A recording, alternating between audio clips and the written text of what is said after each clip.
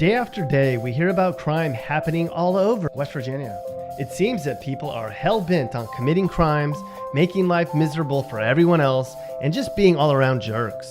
Sometimes, you wonder why people act the way they do. Well, if you're in one of the cities we're about to talk about, you don't have to worry about any of that mess. The goal today is to analyze the safest cities in West Virginia. We looked at the last 3 years of FBI reporting data for cities over 10,000 residents.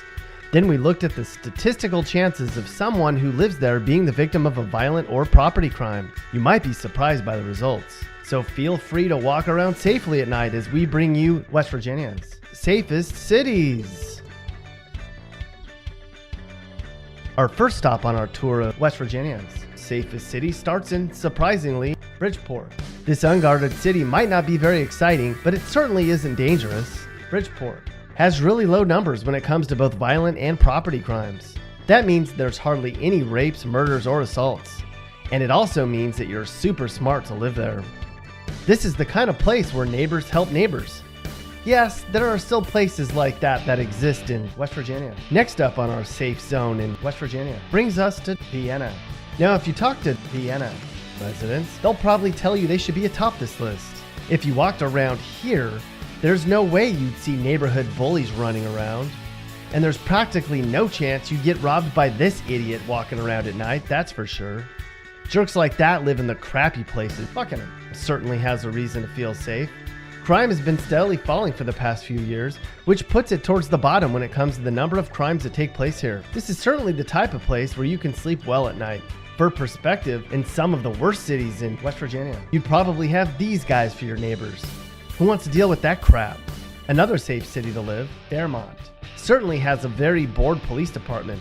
If you spent a year in Fairmont, you'd have about a 1 in 250 chance you'd be the victim of even a basic property crime. In fact, most years, there's only a handful of violent crimes reported within city limits.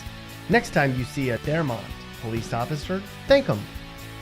Nitro comes in as the 6th safest place you can live in West Virginia. This smallest city has seen its crime numbers go down over the last few years, which is a good thing. There's hardly any thefts, robberies, break-ins, or other random crimes. It's a kind of place where you can escape all the drama. Humpty Dumpty sat on a wall. Humpty Dumpty had a great fall. Everyone who lives in Nitro chipped in, and they all put Humpty back together again. We're safe and sound. Okay, I can't sing. Welcome to Oak Hill, the 5th safest city in West Virginia. Here you have about a 1 in 1,000 chance of being the victim of some sort of crime. Your friends in other parts of West Virginia have to worry about all sorts of stuff you don't. You know, like having their General Lee stolen from outside the saloon, or getting beat up because they talked to the wrong girl. Seems like Oak Hill is just the opposite of that lifestyle. If you live here, consider yourself lucky. No surprises here that Morgantown is one of the safest places you can live in the state. Sure, this can be a really boring place, but at least when you turn on the TV here, the leading story is about a cat that's stuck up in a tree. If you live in Morgantown, you're more likely to have these people as your neighbors, as opposed to having these people as your neighbors. Yuck. Can you guess where the 3rd safest city to live in West Virginia is? That would be the city of Weirton. The number of violent and property crimes here is just about as low as you can get for a city this big. You can bet that if a missing dog, a little old lady, or even Kim Kardashian needed help in Weirton, someone would lend a helping hand, no matter what. That's the kind of place this is. If you want to see a real safe and sound place, head on over to Charlestown. Statistically, there's hardly any incidents of crime happening in this nook of the state. Good for them. It's likely a group effort keeping this place so safe.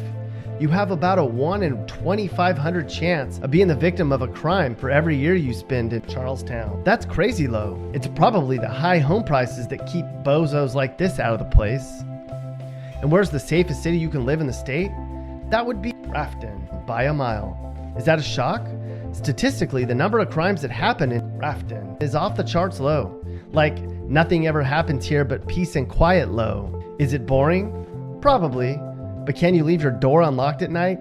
You betcha. If you live in Grafton or in any of the other West Virginia cities we mentioned, you live in a really safe place. And now you know.